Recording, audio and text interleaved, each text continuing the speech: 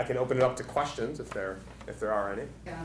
And I just, I wanted to say to Brenda and I have worked together on different initiatives in the past, and so I didn't get a moment to really chat with you about this. But as I look at the listing of the DBE advisory group, I just want to add an element here and a comment that King County, as a public agency, has the trifecta of USDOT dollars when you look at public agencies in the state. We operate the largest transit fleet that you see in your community. Metro Transit is part of King County. So those are FTA dollars and part of our USDOT federal DBE program for the FTA. We operate the King County International Airport.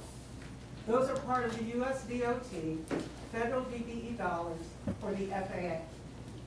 We are also a subrecipient of FHWA dollars from the WashDOT. South Park Bridge, which is a multi-million-dollar project out near the Duwamish River, is a King County project where King County, again, is a subrecipient of dollars that flow through the WashDOT. We also have a very, very large Department of Natural Resources and Parks. So we receive several dollars from the Environmental Protection Agency, or the EPA. And the EPA, as some of you may know, about 2 years ago moved from an MWD program to a DBE program that, as a recipient of those dollars, we are required to follow those regulations when we let contracts that are assisted by those funds. So as kind of this public entity that has a large receipt of federal dollars, I'm just a little remiss that I don't see King County among those listed in your DBE advisory group. We certainly have a history of operating our DBE programs. In fact, King County was the lead agency for the last disparity study that was conducted in this region with a consortium of agencies. There were 6 or 7 public agencies there. So just in terms of the value of the history and the experience, the data collection, the elements that are looked at in the study, I just think there's a real misstep among the entities listed. Well, King County is certainly going to be included in any data collection that takes place with respect to DOT study. That I think goes without saying. Sandy and I did have an opportunity to have a brief communication with regard to the lack of participation by King County on the WashDOT DB advisory group, and I certainly understand and appreciate the information you've shared, and I have invited Sandy, the King County via Sandy, to participate. This is a very informal group. Their work activity is not solely limited to the work of the disparity study. You may note from the list of folks that are invited to participate, it is a very organization-centric, centered list of folks that are participating. We made what we believe a good effort in trying to make sure that we would not invite people based on the companies that they represent versus the organizations that they represent. For example, 3 individuals are listed on that group from the Associated General Contractors. I personally made sure that our newly established National Association of Minority Contractors, Washington State Chapter, also had 3 representatives on that group. Representing transit on the group is Sound Transit, and representing the airport is Port of Seattle. And that's the way the group was set up, but certainly we are not adverse to having King County participate. So you are more than welcome. Welcome aboard. Joe? My question, first of all, comment, is it's very good to see a public-private collaboration going on. It shapes out for more creditable people. But my question has to do with, at the end of the process, in December of 2012, who, if anyone, will own the results of the study? It's the Washington State Department of Transportation study.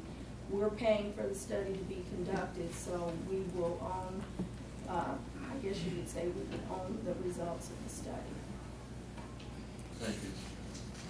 Richard. So Mayor, a couple of questions now, just give Sure. it to you serially, constant, not each one. The first is, the Western States case was decided in 2005. And early 2006, the state had stopped implementing race-conscious contracting. Why is your study period from 2009 to 2011? Do you want to start with the answer? Did you hear the question? Yes. Typically, you can choose dates between, you can choose years between 5 to 3 years for the data to be collected.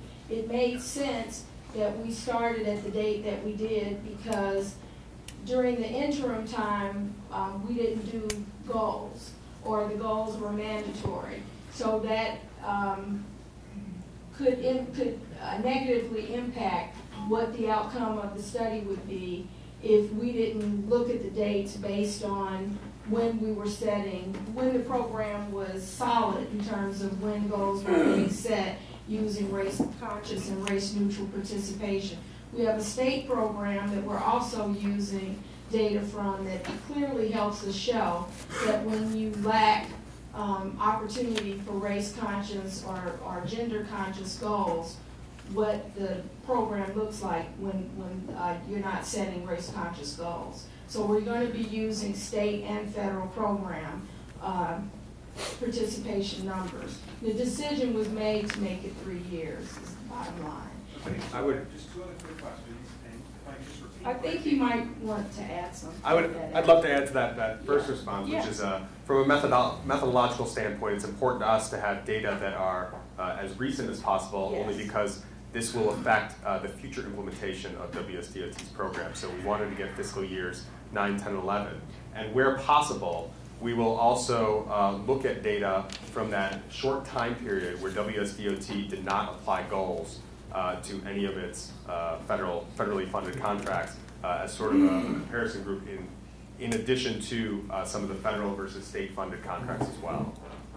And the beauty in this state is that, as I was trying to say, maybe not as well as possible, but we have a state program that shows us the difference between what the outcomes will be when you don't have the ability to set race-conscious goals versus in the federal program where we do have the opportunity to do so.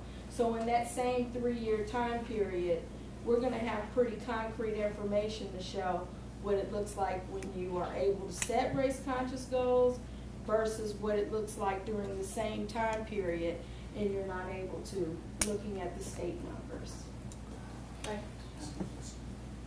Right. Amir. Oh,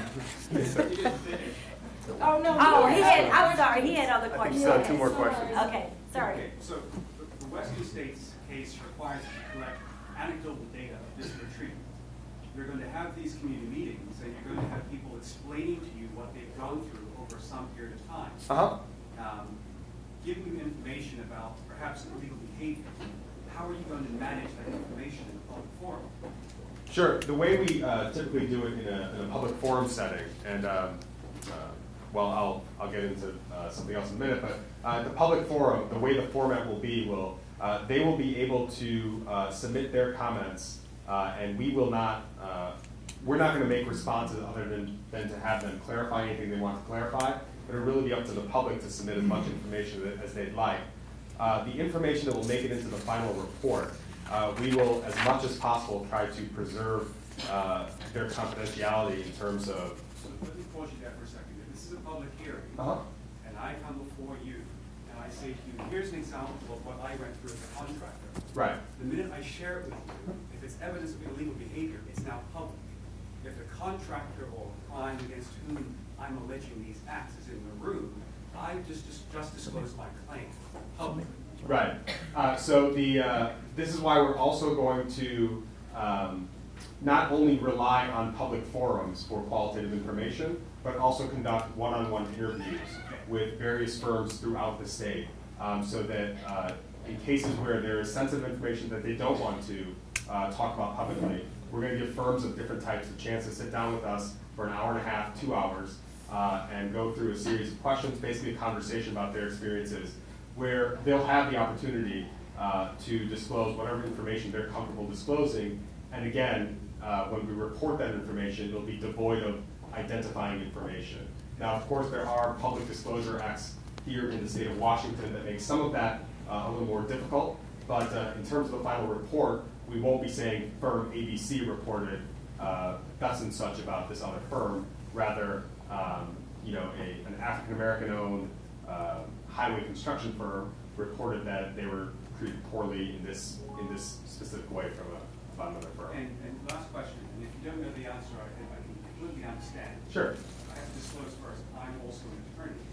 I'm very conscious of the fact that law firms in particular, particularly private law firms, do a very poor job of hiring diverse lawyers. Washington State, for example, in its law schools graduates over 50% of lawyers of color are women. If you look at private law firms, they have less than 3% of their equity members are people of color or women. So I ask you about your law firm. You make a major case in the state involving disparities. How diverse are they? Unfortunately, I don't know the answer to that question. I do know that they have, what I can answer about them is that they have over 1,000 lawyers nationwide. It's a nationwide law firm with offices all across the nation. I'll ask you to look into it. I absolutely will. Thank you for your comment. South Transit. Well, I was just going to say, I believe you mentioned that in terms of providing information and anecdotal evidence, you could do that either orally or verbally. Is that not correct? That is correct. Okay, so that would seem to at least provide for some sort of confidentiality in terms of That's right. So that's, again, the sort of verbal testimony at the public forums is just one way in which the public will be given the opportunity to submit comments about their experiences. So written testimony is another great way in which they'll be able to do that. And if I might add, we're going to use these opportunities to also make sure folks are aware that DOT has a Title VI program where it requires and mandates non-discrimination in our programs and services. So folks are going to be provided information at those meetings to let them know if you feel that you have been discriminated against, you certainly have a right to make a formal complaint. That's in addition to folks providing information about what their experiences have been.